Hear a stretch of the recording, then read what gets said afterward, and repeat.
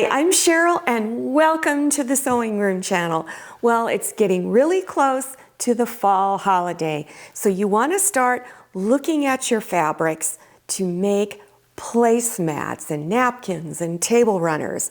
So this is a really fun placemat to make. You're using only two fabrics, this one right here, and then the one on the back actually wraps around over to the front. And I'm using cotton batting in this. For this particular style of placemat, I, for some reason, like the cotton batting. I think it just looks really nice. So let's get started. Here's how you want to cut your fabric. For fabric A, that's the smaller piece that's on the top, you'll just need 13 inches by 18 inches. Fabric B, that's the fabric that's on the back and wraps around over the edges. You'll cut that 18 inches by 23. You'll also need just one layer of cotton batting. You're cutting it the same size as your fabric A, which is 13 inches by 18. Here is my fabric B, and you're going to lay it with the pretty side down. So you're looking at the not so pretty side. You want to do two opposite edges first. Fold it over about a 1/2 inch and press. So two opposite edges. Then go to the other two edges and fold them over a 1/2 inch and press. Take your cotton batting and your fabric for the front. So this is my cotton batting right here, and this is the fabric for the front. Center it. So what I'll do is I'll take either a ruler of some type and I'll measure in just a few spots here and there to make sure that I have about the same amount of fabric sticking out on all four sides, which is going to be roughly 2 inches. Then you want to take two opposite edges and fold them over like this and begin pinning it. So I just finished pinning this edge and this edge.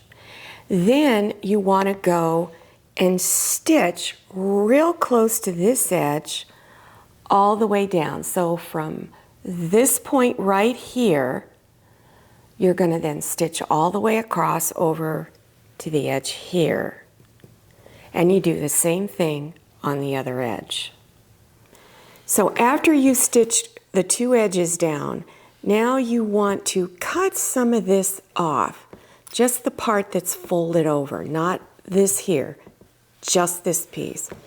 Now here's the folded edge right here. You want to go over 1/4 inch, maybe 1/2 inch, and cut. Remember, don't cut the fabric underneath. Whatever you do, don't cut that. Otherwise, you ruined your placemat. And I'm going to cut down to the edge of my cotton batting, or the fabric A and cotton batting. Now, I'm going to cut this off. All right, so throw this away. Now take this edge here, finger press this, take this edge, and bring this corner to where it touches down over here. And just kind of fold this really nice like that. Kind of finger press this a little bit. Now take this edge and bring it up like this. And this is how you get a mitered corner. So go ahead and pin it. So you want to cut all of your corners like that and fold all of them like that. So I've already done it down here at this one. Okay, and then make sure you've got it pinned all the way across. Then you're going to stitch from over here, this corner, up to the edge up here, and then across, and then down to this corner. And you do that on both sides. The last thing you want to do is doing some quilting stitches. Now, I did a really basic pattern. I used a straight stitch and I changed my stitch length to 3.0 because you're going through multiple layers of fabric, it's a little thicker, so you want to lengthen your stitch. So here's where I started. And you can make the width of your stitch lines any width you want, but I didn't want them too close together. So I did a straight stitch up to here. Now I just eyeballed it. You never want to look at your needle. You want to look at the width of from here over to here. So you're looking over here instead of at your stitch line. So I stitched up to here, and when I got about 1.5 inches away from this edge, I left my needle down through my fabric, turned the fabric, and went across this way about 1.5 inches. Turned the fabric again and went down to here. Stopped about 1.5 inches away, went this way, and then came back up this way. And I did that all the way across the placemat till I got over to this side. Now, not all of my lines are the same width apart. They're just sort of random. I just eyeballed it.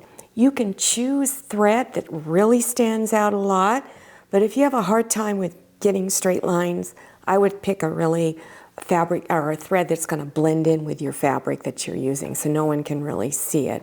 The reason why you want to do the quilting stitches is that it holds all the layers together, so when you go to wash them, the cotton batting isn't going to get all weird during the wash cycle. So it's real important.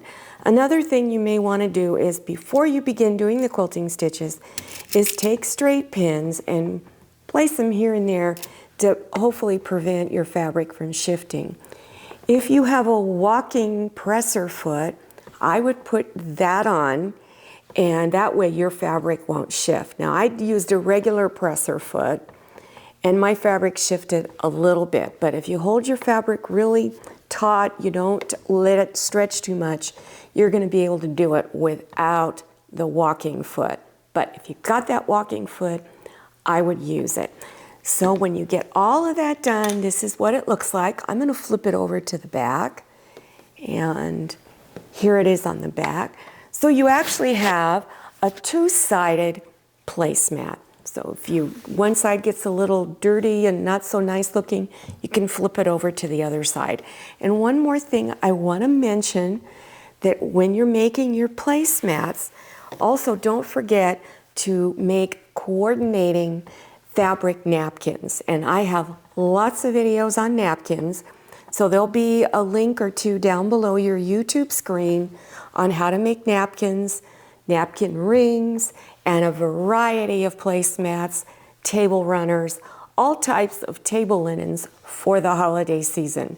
Well, I hope you enjoyed this video. Make sure you follow me on Instagram and also check out my Facebook page. Thank you so much for watching. I'll see you next time, and happy sewing.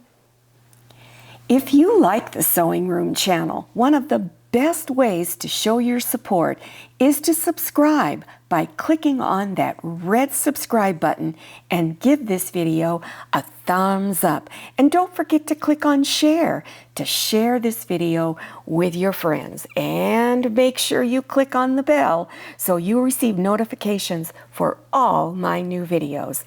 I'm Cheryl. This is Manny. See you next time.